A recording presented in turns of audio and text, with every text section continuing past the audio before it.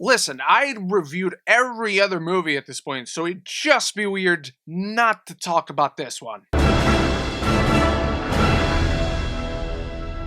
Jean Grey begins developing incredible powers that corrupt her and turn her into the DarkPhoenix, forcing the X-Men to decide if her life is worth more than humanity itself. But before I get going today with my review for X-Men DarkPhoenix, let me know your thoughts on the final X-Men movie, and I reviewed every single X-Men film ahead of Doctor Strange in the Multiverse of Madness. You can find all those reviews right up here, and if you like these reviews, if you like X-Men, if you like MCU, this is the place to be, so consider clicking that subscribe button so you don't miss any future conversation on your favorite movies and TV.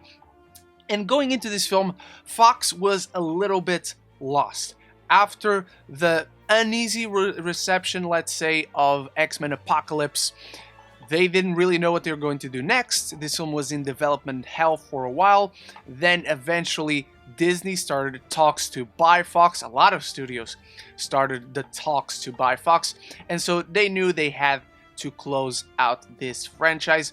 And without any director signing up, Simon Kinberg came in.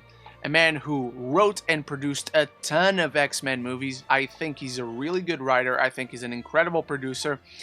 The man had never directed before, however, and he was going to step in and take charge in a franchise ender of a cinematic blockbuster that has lasted, at that point at least, for 18 years. Not a wise choice, I feel. And watching the film, seeing the production of it, the decisions that were made to attempt yet again, for the second time, to deliver the DarkPhoenix saga on film, just crumble to the ground yet again, sadly. And it's very much the law of diminishing returns.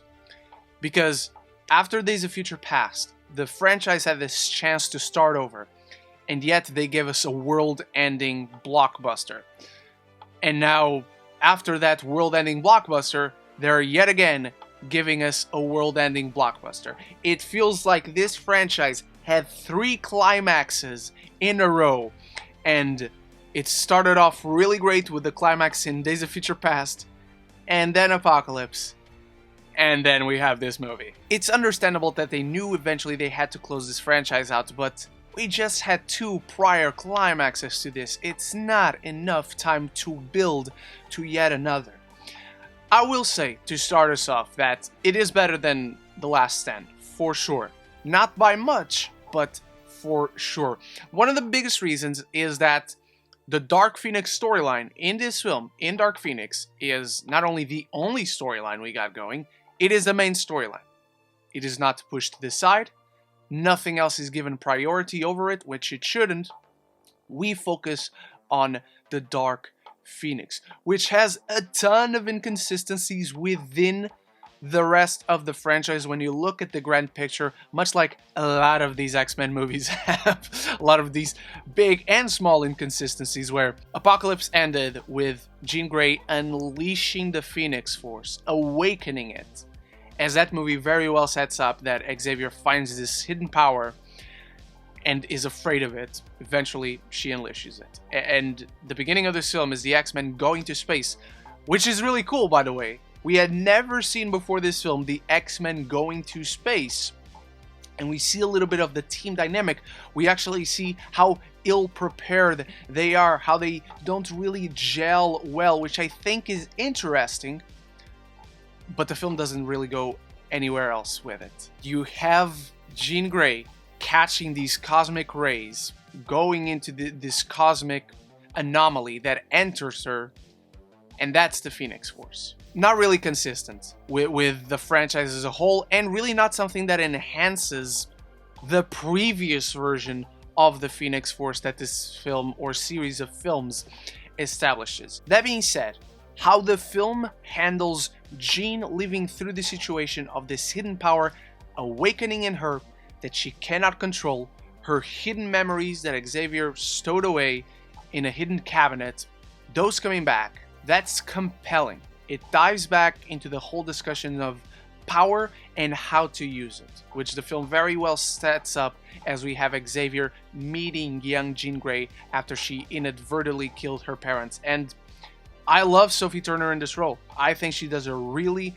great job. She is the power, and you have people around her trying to control her, trying to use her. She's able to portray this vulnerable young woman finding out this tragic truth about her past while also believably conveying the raw power and kind of the monster she becomes throughout this film. This raw force for pure evil, but then the fragile, vulnerable human being underneath. And she does it all very well with great balance throughout. Does never feel too much, never feels forced. The way she moves from one to the next is impressive, honestly. She grows into this menacing force at the end, taking care of everyone as she finally makes a choice for herself. She goes from this scared young girl to this all-powerful being.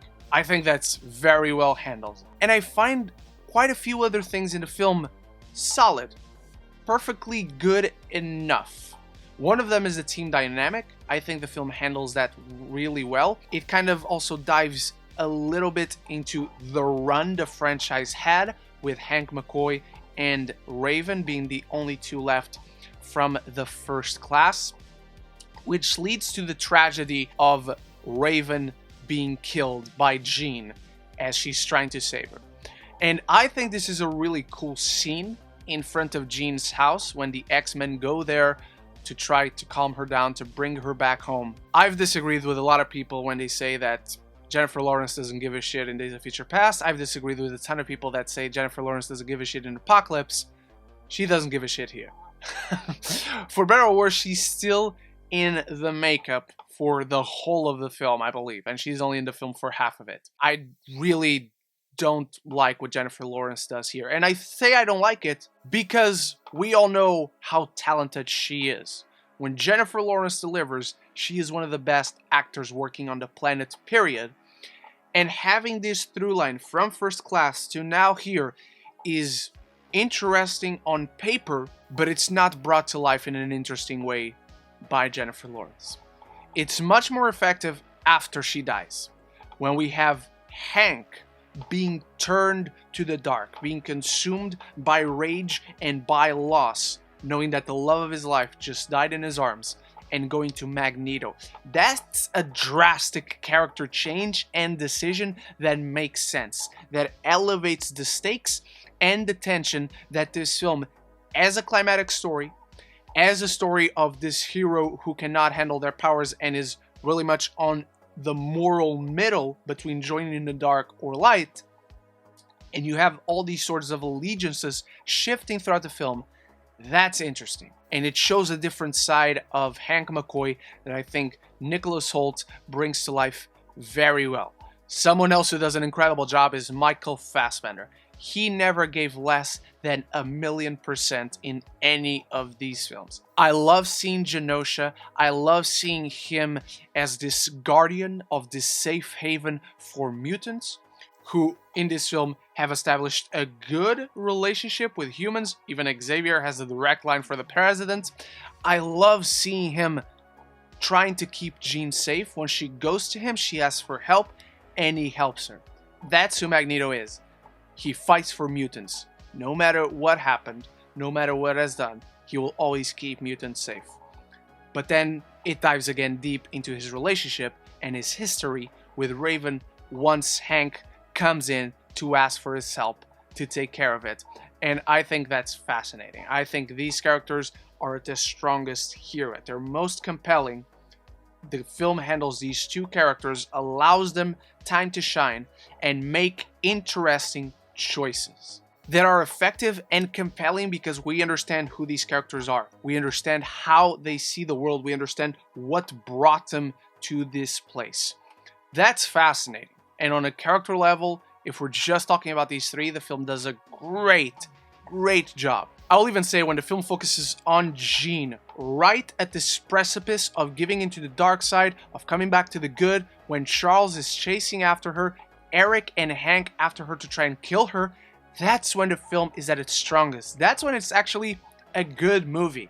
There's a good movie hidden somewhere inside X-Men DarkPhoenix, and unfortunately, it just never comes out, despite how good performances Sophie Turner, Nicholas Hoult, Michael Fassbender give throughout this thing. There's even some really good action, some moments of genuine tension and fear when Jean back in Genosha stops that helicopter and smashes it all on her own when she makes Xavier get up and stop, which we'll get to in a little bit further down this video. The action on the train, again, it's spectacular. When this film wants to be good, it actually is quite good. The last positive I want to mention is the train sequence and the eventual final fight with Jean just literally toasting fools all around her.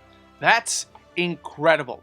The train fight sequences is great on every level, on a character level, on a story level. It also looks fantastic, and you have all these interesting team-ups and moments that flesh out the characters, flesh out the dynamics, and again, the monster that is the Phoenix is unleashed in that final portion of the film. The film does good stuff all around. It also does some incredibly infuriating decisions that make no sense from beginning to end and just absolutely contrast the positives to the point where you cannot believe this is the same writer. You cannot believe this is the same director and storyteller. And one of those big issues is Charles Xavier. Nothing wrong with James McAvoy's performance, nothing wrong with how he delivers his lines, with how he emotes on screen. He's great. He has good scenes in this film that we'll get to, but just overall the way his character is written is incredibly inconsistent. I always find it interesting when Charles Xavier is written in this morally gray area, where he has made decisions that he regrets, he has made decisions that he understands were bad at the time, but he saw no other way out. It paints him as flawed, as human, as relatable. That said, in this film, he constantly makes the wrong decisions for the most arrogant, nonsensical reasons that make no sense for who this character is. Hiding the truth away from Jean is an interesting decision that he took to protect, but the secrets he's hiding from everyone else, not trusting anyone else to know this secret of his, sending the X-Men out there with no surveillance, with no plan, with no preparation, with a Jean Grey going wild to the point where his sister dies. And the way he mourns her is well handled when it comes to McAvoy's performance, but the lines he delivers, his decision making throughout this entire film is just baffling. It makes absolutely no sense, to the point where you side with Magneto in this thing. Even when they meet each other and Charles has a speech prepared and Magneto just has one of the best lines in the entire franchise. I'm sorry for what you did, but I can't let you go in there. You're always sorry, Charles, and there's always a speech. But nobody cares anymore. That perfectly illustrates what Charles Xavier has come to in this point. I don't like him whatsoever. It's one thing to paint him as a flawed man, a man who has made mistakes and all that. That's interesting.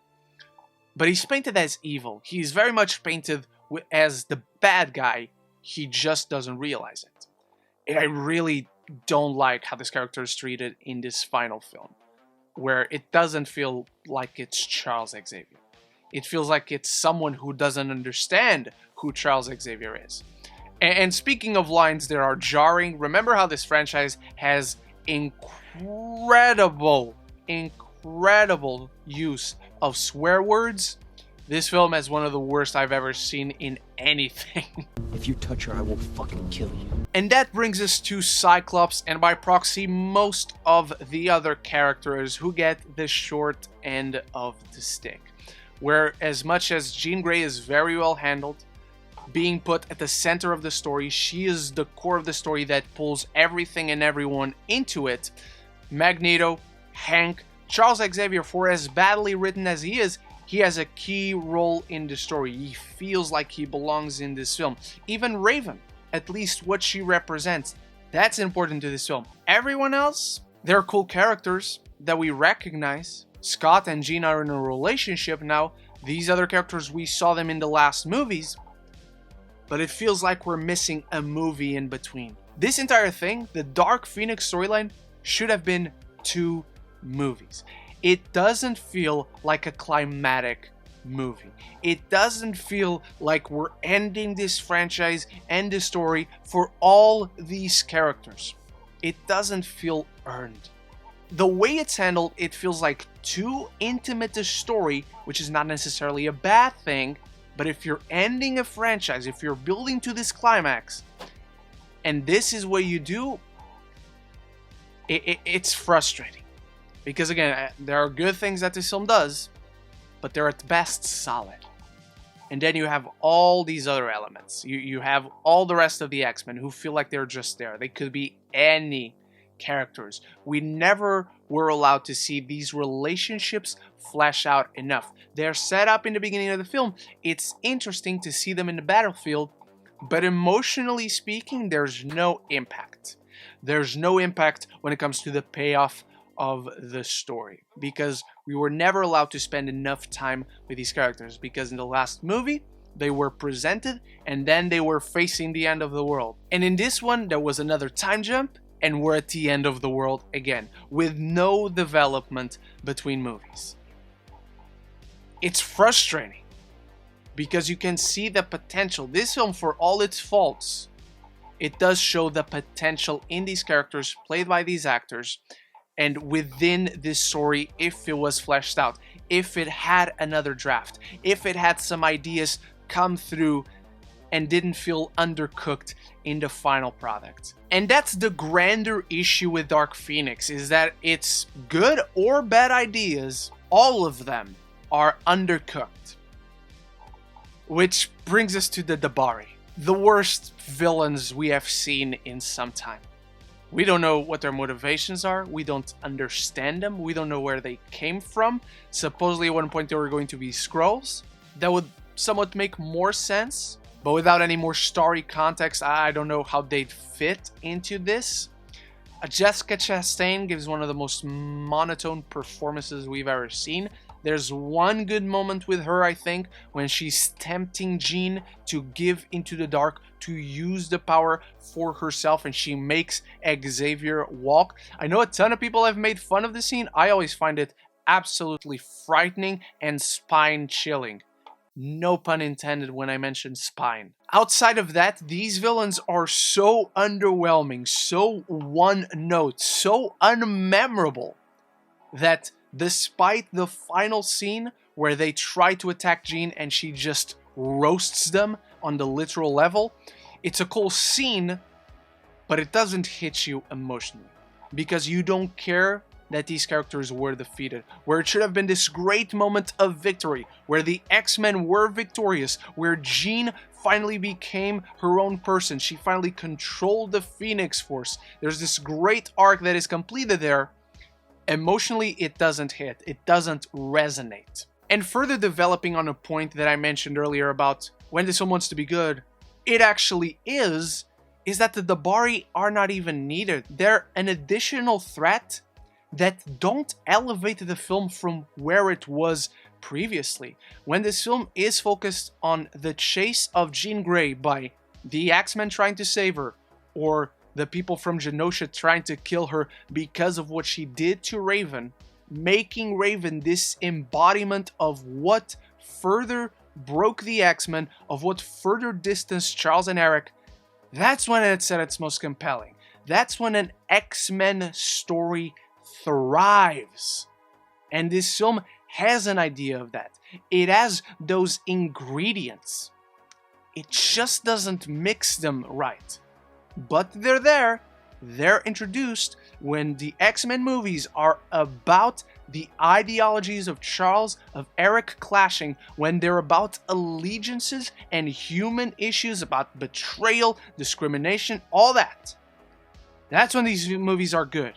And somewhere inside this film, there are moments where you can see that brilliance come through. And so this franchise ends in a dud, in yet another absolutely inconsistent movie with good ideas, a ton of bad ideas, all of them never truly fleshed out. There's a core story that is interesting, there are characters that are compelling and are positioned in the right place. This has a semblance of what makes a really good X-Men story, but a lot of it feels like it's on standby.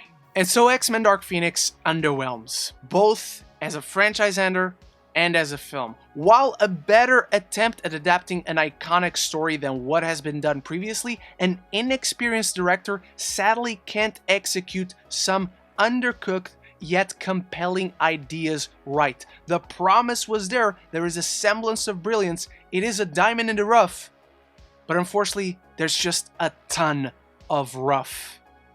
And I'm giving X-Men Dark Phoenix a C. Those are my thoughts on X-Men Dark Phoenix. That is the X-Men review series finished. Thank you so much for joining me in this journey. In case you just found me, thank you all the same. There's a playlist right here with all the other X-Men reviews, and if you enjoyed this one, make sure you click that subscribe button so you don't miss any future conversation on your favorite movies and TV. A big thank you to channel members who make this and all videos possible, and there's a link in the description for you to see if you want to become a member at any level to get some perks. Big thanks once again for watching, and until the next one, love each other and love the movies.